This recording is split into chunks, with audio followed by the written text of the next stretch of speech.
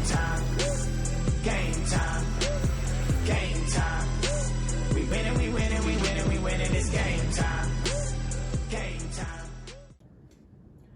Welcome back to the Game Time Greatness Podcast. I'm your host, Brandon Scott. I'm Zach Chambers, Former runner-up. Yeah, 2018. Yeah, it's been a while, and it's the only time I made playoffs. Unlike the Stars, which, by the way, Stanley Cup Finals are coming in. We have now entered the 10th season of Game Time Greatness. It's kind of unbelievable considering we still have people in college. Yeah, this is my 6th season, which I think is crazy. That's going to shock people when they... I've actually been in the season, you'd think I'd be better by this point, but, hitting that 7th place quite a bit, so try to get a little bit better. I'd like to say that, first of all, it's appreciated that Ethan and Jarvis have listened to the smack talk all offseason. Jarvis, Ethan, you guys haven't made playoffs 3 consecutive years. Which is pretty bad. I mean, they're both not the best fantasy players at this point. The only reason people consider Ethan up there is because he's got his trophy, but he's hanging on to that by a thread right now. Luck. That's what I'm saying. So they rebounded by going, and now they're currently in 1st and 2nd place. Obviously, week 1. Yeah, I mean it's week 1. You're gonna have a lucky week somewhere in there. They got both of them got theirs out really early, so going forward, I expect them to fall back down the standings as is normal. But all I'm saying is, hopefully they will not both go their 4th consecutive year without making the playoffs. That would be embarrassing. I haven't even done that. Okay, so something I wanted to look into today after we were talking about Jarvis and Ethan winning. I was like, Jarvis always seems to start off really hot, and then his team kind of melts down. Yep. Which he is saying is not going to happen this year. So he's declared himself the waiver wire stud this year. He's going to learn how to do it. He's going to knock it out. It takes a while to learn the waiver wire, though. So we'll see if he can pick it up in a year. I doubt it. We'll see. But so anyway, looking through the week 1 history, I found an unbelievable stat for myself, I must say. Through 10 seasons of Game Time Greatness, I have never lost an opening game. I mean, when you set the schedule yourself and just schedule yourself cupcakes week 1, that's going to happen. That's all I'm saying. It's suspicious. If you go back and look at the history, I've played CC about 5 of those times, and we know my record against him. So again, cupcakes. Yeah, so sorry for Mike. Unfortunately, you had no chance, 100%. So I actually made a list of the highest winning percentages on open day, because like we said, I feel like Jarvis is always getting a win. So I wanted to see if that had any validity to it, or if that's just me being crazy. So I had 100%, 10 for 10. Jarvis was 5-3, 62.5%.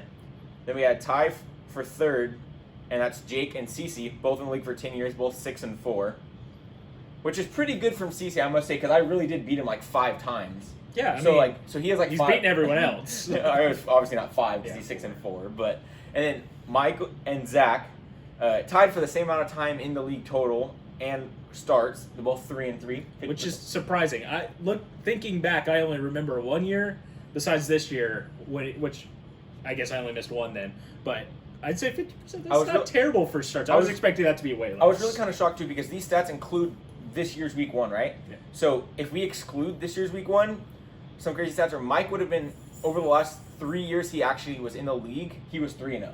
That's pretty crazy. So he was 0-2 his first 2 years joining the league when he knew nothing. Since then, 3-0. Pretty impressive. And then obviously he lost this year because he played the undefeated Brandon Scott. Okay, yeah. But then also, like you said, 50% is pretty good too. Another new person to the league, Matt, this is his 4th year in the league, which it seems like longer almost. Yep. But it's kind of just fit right in. He just fit in so good, but he also has 50%. Okay, then we're moving on to the scrubs of the league. Ethan and Grant are tied for 42.8% at 3-4, both 7 years in the league.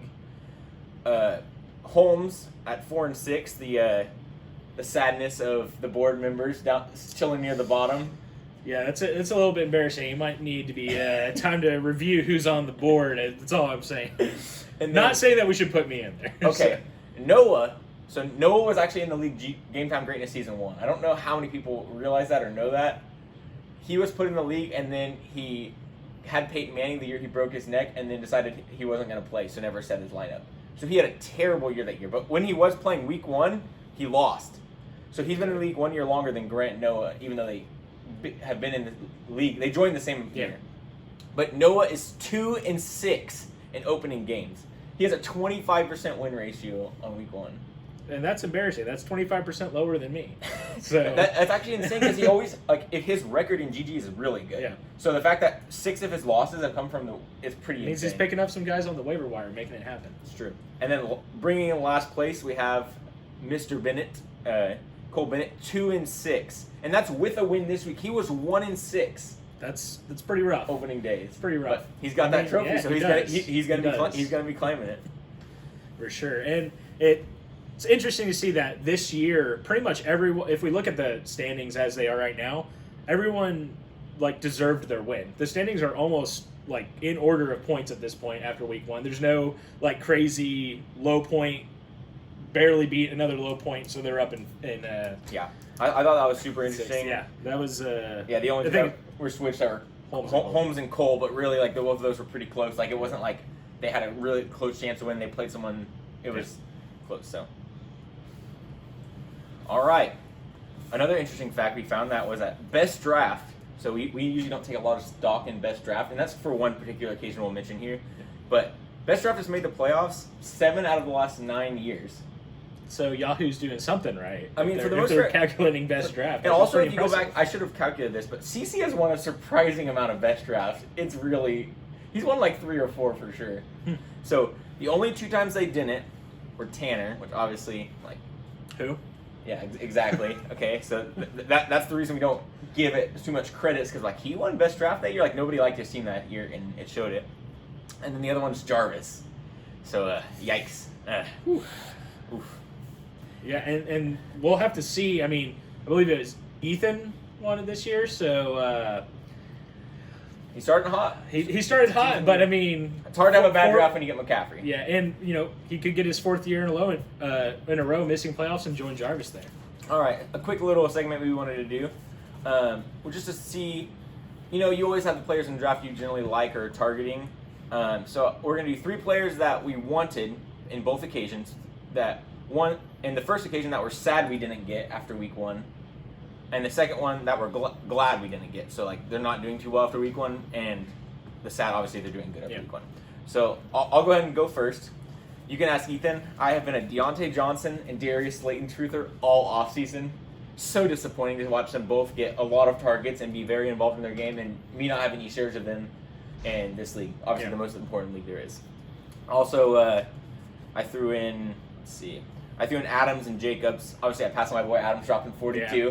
But I needed running back, so I still don't regret the decision. But and what's crazy, I think was it Valdes Scantling actually had a pretty good game as well. That was another reason I did pass on Adams, because I was hoping I could either get Lazard or Marquez Valdes and hope for the offense to improve. So, okay, Zach, what are 3 that you wanted? So I really wanted Alvin Kamara was my first round. I was really hoping Jake would pass on him. I could get him. He caught so many passes, did not produce on the ground, but that'll come. And he catches so many passes it doesn't matter. Then Juju Smith-Schuster, bounce back game, so good. Looked incredible. Big Ben and Juju are the real deal. And then Robert Woods, he's been a staple on my team. I think the last 2 years I had him, and he just puts up consistent points. And last night he just showed it again. I wanted him too. Honorary mentioned Calvin Ridley in there for me, because I wanted Woods, AJ Brown, or Calvin Ridley. Yep. And as of week 1, I had the lowest scoring person. So. Yep. All right, 3 players I wanted that I'm glad I didn't get. Okay, I put Michael Thomas, but Zach has that one, so I went ahead and crossed it out. Because I didn't really have a chance to draft him. Mike did take him before me, but I had established before, and I was saying Clyde or Devontae. But either way, high ankle sprain, ouch. Yep. Kenny Golladay, I had to choose between him and Allen Robinson. Obviously, Allen Robinson right now has some contract issues or something going on, but Golladay hasn't even played week 1. Starting off the season with a hamstring injury, it's just something you never like to see. And it's going to linger. And again, it's after week 1. That's the point we're doing right now. And then James Conner. Obviously, I was high on James Conner. I know you didn't like him, but I thought he was going to be really good. And I mean, he still might. But after week 1, he's hurt, and we just don't know. When you're picking up their backups on the waiver wire, that's the number 1 waiver wire ad. It's just not. He had a really rough game. And then Antonio Gibson. I was super high on all offseason. Obviously, I liked him later. He went pretty early, but I mean, he just. I think he'll get better as the season go. I put in parentheses 4 now, but that's just a player. As of right now, I'm glad I don't have to deal with. Yeah, so like Brandon mentioned, I had Michael Thomas as my number 1. I spent about 20 seconds almost deciding to take Michael Thomas, which was really And surprising. That he was locked into Cook or Kamara all offseason. Yeah. All of a sudden, the draft he's hesitating. I'm like, what the heck is Yeah, that doing? I looked at it and I'm glad I stuck with what I decided going in. So Cooper Kupp's the other one. He's good player. Had bad week 1 though. Yeah. I mean, I think he'll bounce back, but this is after week 1, and he did not do good. And then Kerryon Johnson. I mean, He's hurt, and he's Nothing. not starting. Yeah. So I mean, at this point, he's going to be 3rd on that depth chart. I mean, you're not getting any production out of him there. Yep. All right, so our week 2 picks going into the season. This is just something we did quick. It wasn't super in depth, but always fun to listen to other people talk about your team, debate whether or not they think you're going to win, make you mad, make you happy. It's part of the fun. Of course. So we'll start off with we'll read off Zach's sheet. Okay. I have mine written down, but you'll read the matchup, Yep. and then I'll read mine after yours. Sounds good. So the matchup, me versus Holmes. I'm going to go with myself, obviously. I'm actually pretty happy with how my team performed. I had a couple duds on the team, too. So, if they perform, everyone else stays the same. I mean, I'm looking at a pretty good team, so I'm going to take me over If you Holmes. blindfolded me and just didn't let me look at record, didn't look at me look at team, I probably would have picked Zach's. But it's Holmes. I can't see him going 0-2. I'm feeling a bounce back, so that's why I picked Holmes on that one. I get it. I mean, I don't think I've ever gone 2-0, so... Okay, so Jarvis and B, I'm actually going to go with Brandon here. His team popped off, and I don't see it slowing down. He had great depth on his bench, too. I think he had 3 players put 10 on the bench. So Patrick Mahomes is projected already 30 points against me, which is painful, but I'm still projected to win by 15. Yeah, that's... So if Patrick Mahomes drops 30, I could still win by 15. Obviously, projected stats don't mean anything, but it feels good to be projected so much more. And obviously, you got to go with yourself. I mean, you got to bet on yourself. Yeah, you're going to have some interesting decisions for sure. Yep. So Matt versus Mike, what do you have? I have Matt versus Mike. Are you sure that's a matchup? I'm pretty sure. I'm about to wing it. Oh, okay. Oh, no, I put Matt. Okay, Matt. He's going to have a bounce back he has Jonathan Taylor. All offseason, I'm like, he's a good player. I don't like where he's going in the draft. Matt, he personally got a steal. Like, that's outrageous that Mac gets hurt week 1. Mac was good. He was going to produce. Hines hurts. Hines is still going to be involved, but it doesn't matter. Taylor's going to have 100 yards and 1 touchdown every week. Yeah, Mac had 8.5 before going down. If this happened going into the season, he would be going around Clyde Edwards-Helaire in the first round. Oh, yeah. So, and he should have Miles Sanders back, so that's why I'm picking Matt. Yep. I'm also going with Matt. I'm going to take that matchup because Thomas is out. It's brutal for Mike. Round 1 draft pick, easy win. Yeah. That is unfortunate for Mike, unfortunately. For sure. So, Jake and Noah. So, I'm going to go with Noah on this one. His team, just glancing at his team, up and down, had green everywhere. So, I think he's got good matchups coming up this week. So Devontae Adams plays one of the weakest secondaries in the league in Detroit. I'm pretty sure they have some injuries. I think Devontae could have 50 points. I mean, I don't think he's going to. I think we're going to run the ball. I think we're going to spread it around. But if they did the exact same thing they did last week, Devontae would score 50 points. I actually also went with... Actually, no, I went with Jake. Same reason as Holmes. If you blindfolded me, I love the receivers on Noah's team. Le'Veon Bell's hurt. Gibson didn't produce last week. Who is he going to start at running back? He is about to overspend on a running back right now. So if he doesn't get someone that can produce 10 points for him, he could be in trouble. But luckily, those 3 receivers are so good, they might be able to carry him regardless. Yeah, sure.